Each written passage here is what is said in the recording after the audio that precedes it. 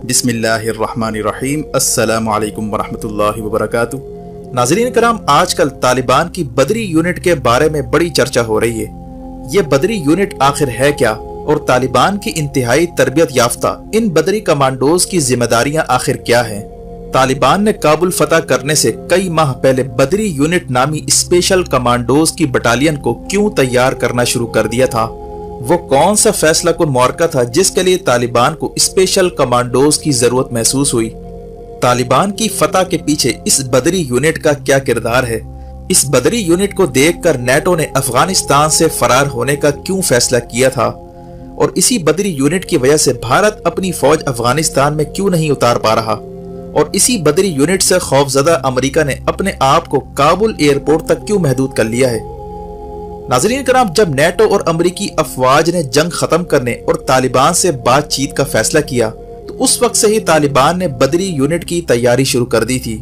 طالبان کو یقین ہو چکا تھا کہ امریکہ اور نیٹو افواج اب شکست خوردہ ہو کر افغانستان سے فرار ہونے والی ہیں، اور ایسی صورت میں طالبان کو جدید ترین اسپیشل فورس کی ضرورت محسوس ہوئی جو نہ صرف کابل کو محفوظ کر سکے بلکہ امیر المومنین کے ایک اشارے پر افغانستان کے اہم ترین فوجی تنصیبات اور سرکاری عمارتوں کا کنٹرول بھی سنبھال سکے۔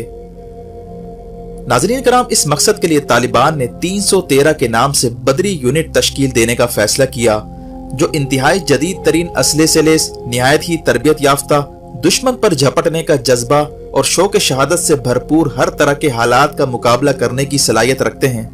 اس بدری یونٹ کی تشکیل سے پہلے افغان طالبان نے یہ بھی فیصلہ کیا کہ نیٹو افواج پر تابڑ توڑ حملے کیے جائیں اور ان کے جدید ترین اسلحے اور فوجی آلات کو کسی طرح حاصل کیا جائے۔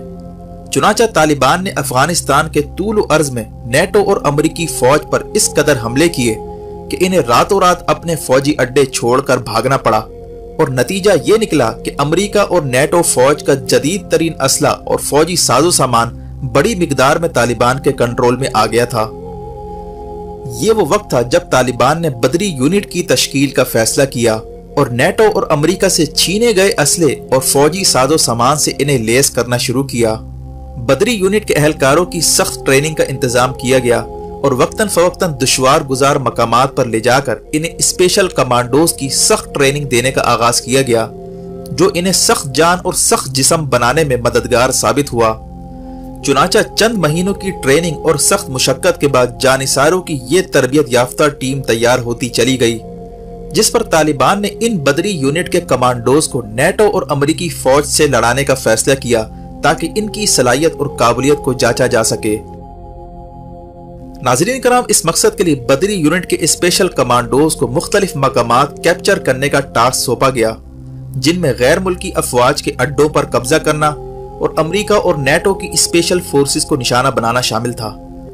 چنانچہ جیسے ہی بدری یونٹ کے اسپیشل کمانڈوز نے مختلف مقامات پر غیر ملکی افواج کے خلاف آپریشن کا آغاز کیا تو نیٹو افواج یہ دیکھ کر دنگ رہ گئیں کہ انہی کی طرح کے ہتھیار اور وردیوں میں ملبوس جدید تربیت یافتہ کمانڈوز آخر کہاں سے آ گئے۔ ان کی ہیبت اور رعب کا یہ عالم تھا کہ جیسے ہی بدری یونٹ کے اسپیشل کمانڈوز نے چھاپا مار کارروائیاں شروع کی تو غیر ملکی افواج انہیں دیکھ کر ہی فرار ہو جاتی اور انہیں ایسا محسوس ہوتا کہ جیسے کسی طاقتور فوج نے ان کا گھیراؤ کر لیا ہو۔ جبکہ بدری یونٹ کے اسپیشل کمانڈوز غیر ملکی ایجنٹوں کے خلاف کئی خفیہ آپریشن بھی انجام دینے لگے تھے، جس کے بعد طالبان کو رفتہ رفتہ یقین ہو چکا تھا کہ یہ بدری یونٹ اپنا مشن انجام دینے کی صلاحیت حاصل کر چکی ہے۔ چنانچہ یہ طے پایا کہ اسپیشل کمانڈوز کی ایک پوری بٹالین تشکیل دی جائے جو مستقبل کی اسلامی حکومت کے اہم اسٹریٹجک اثاثوں کی نگرانی اور اہم عمارتوں کی نگرانی کے فرائض انجام دے سکے اور بوقت ضرورت دشمن کے خلاف سیسہ پلائی ہوئی دیوار کا کام بھی کر سکے۔ اب سوال یہ پیدا ہوتا ہے کہ اس کا نام 313 بدری یونٹ کیوں رکھا گیا؟ ناظرین کرام، طالبان کا بنیادی مقصد تو یہ تھا کہ چند افراد پر مشتمل انتہائی جدید تربیت یافتہ اور جذبہ ایمانی سے لیس اسپیشل فورسز کو تشکیل دیا جائے، اسی لیے انہیں 313 بدری یونٹ کا خطاب دیا گیا۔ بدری یونٹ دراصل غزوہ بدر کے نام پر رکھا گیا ہے، جو اسلامی تاریخ کی پہلی جنگ کہلاتی ہے، جس میں بے سر و سامانی کے عالم میں اور شوق شہادت کے جذبے سے سرشار 313 مسلمانوں نے اپنے سے 3 گنا بڑے کفار کے لشکر پر فتح حاصل کی تھی، جسے تاریخ غزوہ بدر کے نام سے یاد کرتی ہے۔ इस जंग में 313 मुसलमान नताइज से बेखौफ और अल्लाह पर तवक्कुल करते हुए अपने से 3 गुना बड़ी ताकत से टकरा गए थे और कुफ्फार और मुशरिकीन की सफ़ों में घुसकर जिस बहादुरी से उन्हें पसपा किया उसे तारीख में अहम मकाम हासिल है। इसीलिए तालिबान ने फैसला किया कि स्पेशल कमांडोज की तादाद होगी तो मुख्तसर, लेकिन उनमें लड़ने की सलाहियत और जज्बा मिसाली होगा। यही वजह है कि तालिबान ने हुकूमत कायम होते ही काबुल और अहम मकामात की सिक्योरिटी बदरी यूनिट के हवाले कर दी थी। वाज़ेह है कि यह बदरी यूनिट ही था जिसने स्पेन बोल्देक में अफगान स्पेशल फोर्सेस को मार भगाया था और उन्हें वहां से पसपा किया था, और सूबा बगलान का इलाका वापस लेने में भी इसी बदरी यूनिट का हाथ था। बदरी यूनिट के ये अहलकार आम पगड़ी की बजाय फौजी हेलमेट, सन गिलासेस, बुलेट प्रूफ जैकेट्स और जदीद असले से लेस होते हैं, जिन्होंने तालिबान की फैसला कुन फतह में अहम किरदार अदा किया है। नाज़रीन कराम, बदरी यूनिट उस जगह अपना रोल अदा करती है जहां आम तौर पर बचने का इम्कान कम होता है। तालिबान की फतूहात के रास्ते में अगर कोई रुकावट हायल हो जाती तो ये बदरी यूनिट ही है जो आगे बढ़कर उस रुकावट को दूर किया करती और दुश्मन के खिलाफ हरावल दस्ते का किरदार निभाती। और आजकल इसी बदरी यूनिट के इंटरनेशनल मीडिया पर काफी चर्चे हो रहे हैं, जबकि अमेरिका, बरतानिया, भारत समेत कई ममालिक को उस वक्त हैरत के झटके लगे जब बदरी यूनिट इलीट कमांडोज की वर्दी में जदीद अमेरिकी राइफल्स और नाइट विजन गिलासेस के साथ काबुल की सड़कों पर पेट्रोलिंग करते नजर आए। जिसके बाद ये इतला आई थी कि काबुल के सदारती महल पर कब्जे में बदरी यूनिट के इन स्पेशल कमांडोज का हाथ था, जिन्होंने तमाम रुकावटें हटाते हुए सदारती महल पर कब्जे का रास्ता हमवार किया था। इस वाक़े के बाद बदरी यूनिट के आलमी मीडिया पर चर्चे होने लगे थे, जबकि इसी बदरी यूनिट का खौफ आजकल इंडियन मीडिया पर भी सवार नजर आ रहा है, जहां इस स्पेशल यूनिट के मुतालिक खबरें भी चलाई जा रही हैं। इंडिया के दिफाई हल्के बदरी यूनिट की हैबत में मुब्तला होते भी दिखाई दे रहे हैं।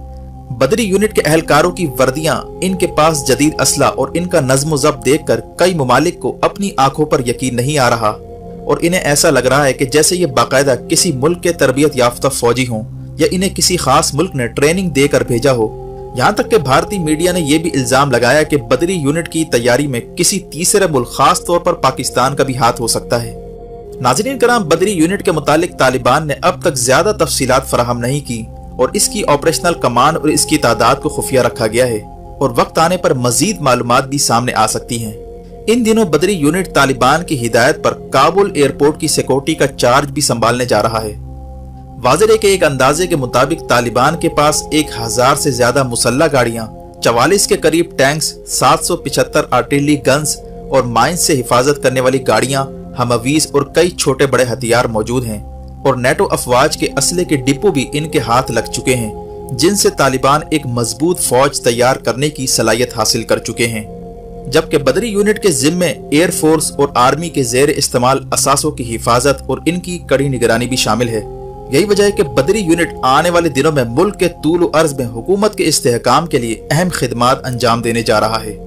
वीडियो देखने का शुक्रिया। अपना और गिरदोनवाह के लोगों का ख्याल रखें। फी अमानिल्लाह।